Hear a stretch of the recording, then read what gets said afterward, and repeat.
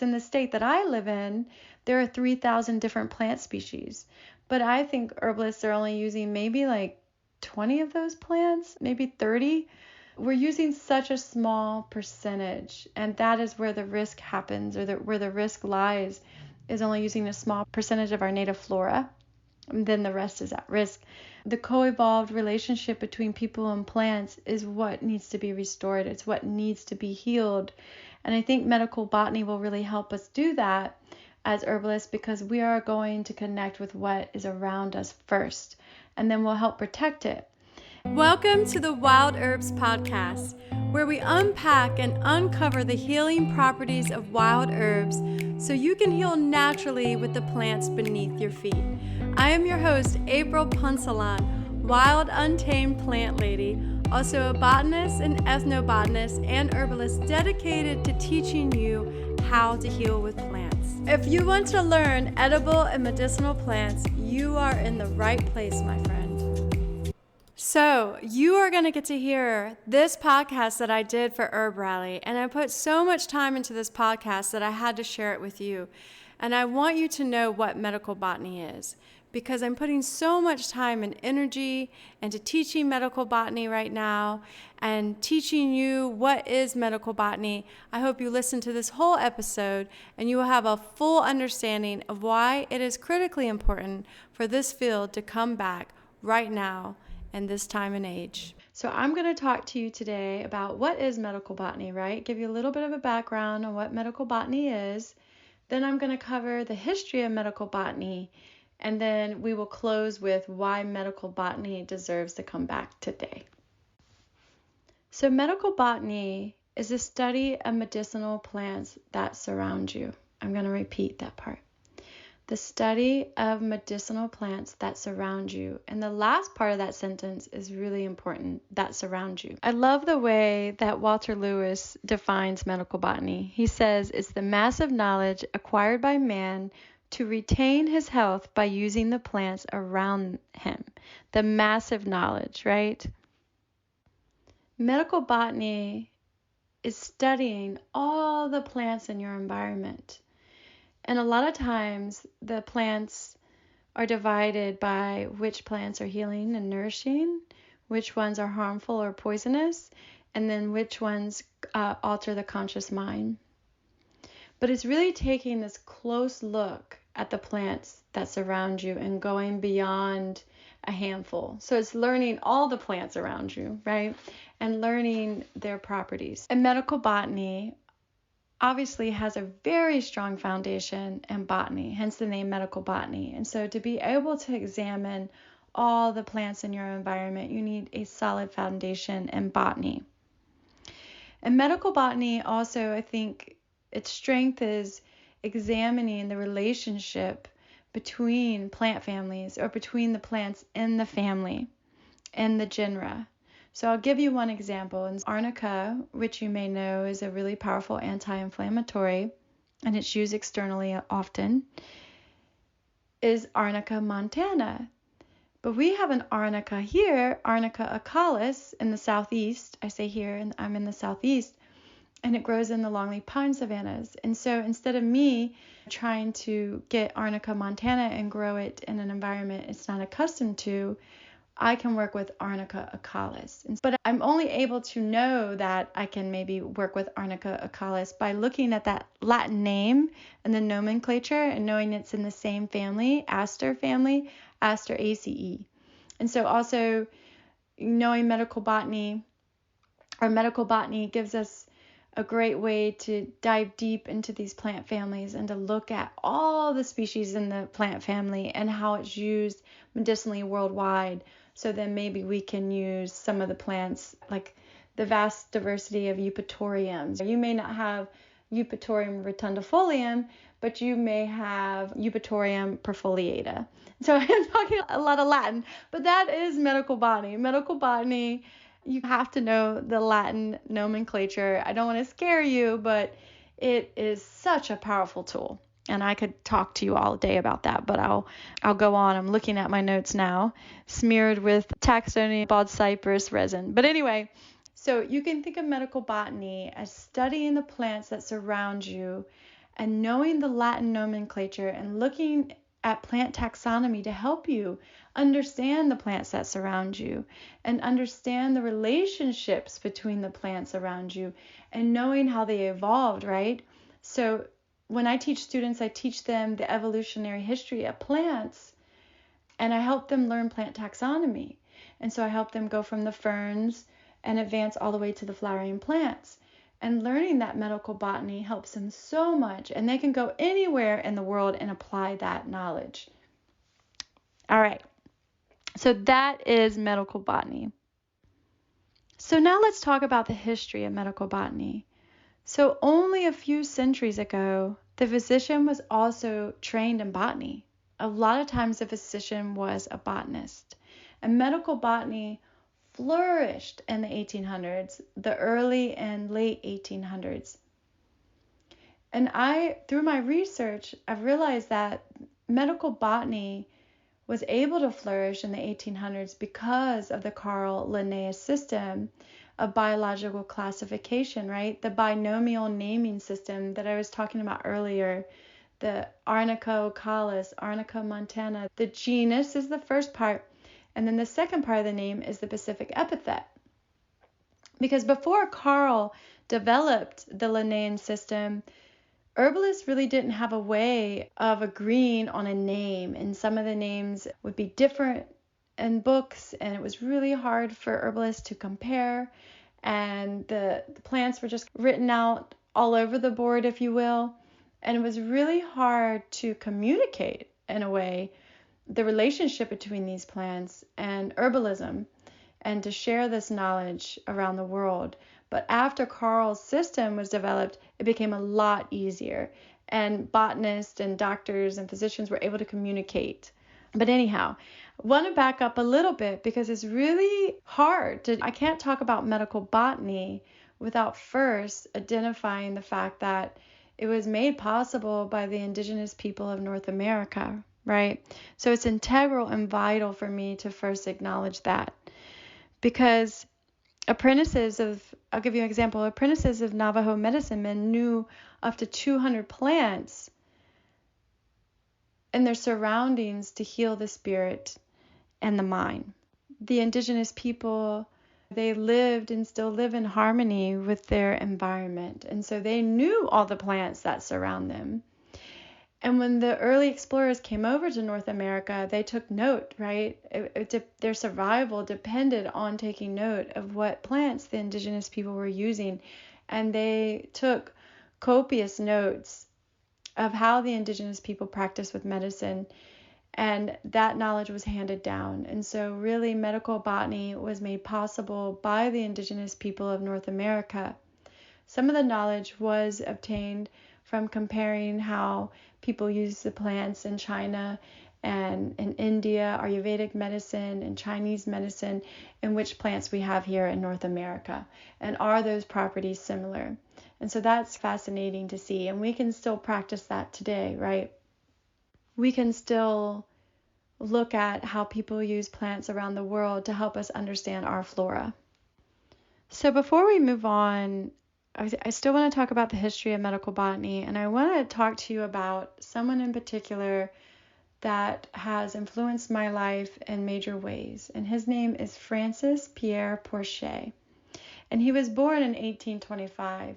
And it's so interesting for me to have this influential person in my life that is no longer living, and it was born in the 1800s, but he has had a major impact on my life, his work. And I'd like to think in a way that I love viewing or reflecting on my botanical journey through life and looking at moving from Western North Carolina, being a botanist for the Nantahala National Forest, and coming to Charleston, South Carolina, where there's all this history, and stumbling on Francis Porcher's work. So Francis Porcher was a physician and a doctor, and he grew up on a plantation in South Carolina, and his mother, Isabella, was really knowledgeable with plant medicine and healing, and she taught her son. And Francis knew he wanted to be a doctor, and so he graduated from the Medical University of South Carolina. And he grew up during a really hard time, and so he had to be a surgeon during the Civil War. And people started noticing that Francis knew a lot about plant medicine. He knew so much, in fact, that they asked him to take a break, to take a sabbatical, if you will, and to write down everything he knew about plants in the southern forest. The reason why this was so important is because there was a blockade from the North during the Civil War, and so people in the South were not able to get medicine, and they had to depend 100% on plant medicine. So Francis Porcher spent quite a while writing The Resources of the Southern Fields and Forests, which was published in 1863. See, I get so excited talking about this, I start stuttering. Anyway, he wrote the book and he published it in 1863. So I moved to Charleston, South Carolina, and I find this book. And I'm talking, it has plant descriptions and how to use plants medicinally for up to 400 species. And it was a revolution for me because I've always been an herbalist since high school, and I'm a botanist though, and I love plant taxonomy and I love field botany. I love learning native plant medicine. And so it made so much sense to me that the medical botanist, we're herbalists, but botanists, medical botany. Anyway, so when I saw how many plant descriptions he had written and the fact that he was this amazing doctor, physician, herbalist, and botanist, it gave me inspiration to teach medical botany and to revive this old, forgotten field. But anyway, back to Francis Porcher. So Francis Porcher ends up returning after the Civil War and writing the book. He ends up returning to the Medical College of South Carolina as a professor, and he teaches for a long time, and he helps all these physicians graduate. And I've been able to read some of their dissertations, and it's been really fun to dig through the history of medical botany in our nation. But they were writing, a lot of these physicians and doctors were getting their MDs by writing on one species. So I've been able to find dissertations on Indian tobacco, Lobelia infilata. What's another one? American buckwheat, Lycopus virginicus, which is a plant that I'm really attracted to. And so looking at Francis's work and some of the students that he helped graduate, it's been amazing. And I could go on and on about the history of medical botany, but I don't want to bore you too much. But I highly recommend doing your own research after you listen to this podcast. And make sure you have a couple hours when you do, because if you're like me, if you're a big time plant geek, you're going to go down a rabbit hole. But it'll be a good one, I promise. But anyway, medical botany almost disappeared during the second half of the 19th century, unfortunately. So with advances in medical science, empirical science, and a medical board, medical botany was almost seen as going backwards, right? Old ways. That's old way to practice medicine, plant medicine, old way. We have now this new way, this synthetic medicine, these derivatives of these natural compounds that we can produce in a lab, and we can do it easily and distribute it, right, around the world, around the nation. We don't really need we don't need this old system, this old thought, this old school. And so that's how medical botany disappeared. So empirical research and science was able to isolate the active medicinal compounds and make these synthetic derivatives. Hello, aspirin, right? But we know Walter Lewis's quote where he says, nature is still mankind's greatest chemist. I love that. And it always will be, right? Nature will always be mankind's greatest chemist. But anyhow, medical botany disappears. But during the transition, the shift, there were all these doctors and eclectics that were fighting for medical botany. And if you're interested and this is something that intrigues you, I highly encourage you to Google In the Defense of Medical Botany by William Starr. And you can download it. It's a free PDF. He talks about how the medical board was going to create a disadvantage for the American people. and how it was going to create and make our medical system a monopoly. And I'm just going to leave it at that. There's a lot more in that book. You definitely want to read it. I'll just say that. All right, so let's move on from the history of medical botany. So why does medical botany deserve a resurgence today? I think personally that medical botany needs to be revived in this country really badly right now because we are losing a tremendous amount of our biodiversity. Right now, we're in what scientists call the Anthropocene, which is a period where we're losing species at unprecedented rates due to humans, due to the degradation and destruction of the earth, the land use. We are transitioning a lot of green areas into buildings and asphalt. So extinction rates are 1,000 times higher than background extinction rates. And scientists have looked at background extinction rates throughout time, looking at fossils. So it's really important that you help protect the native medicinal plants so you are a steward to those plants and they are a steward to you. And that's what it's going to take for us to slow down the biodiversity loss of plants. And that's why I think medical botany is so important to learn. And so as herbalists, as plant people, as earth walkers, we have to learn the plants that surround us on a deeper level. I highly recommend you learn botany through and through so you practice with the plants around you first and foremost. That's why medical botany needs to make a resurgence. So I'm going to quote again Walter Lewis. In his book, Medical Botany, he says, "Why is it important that we stop the rapid destruction of vegetation?" And he wrote this in 1976.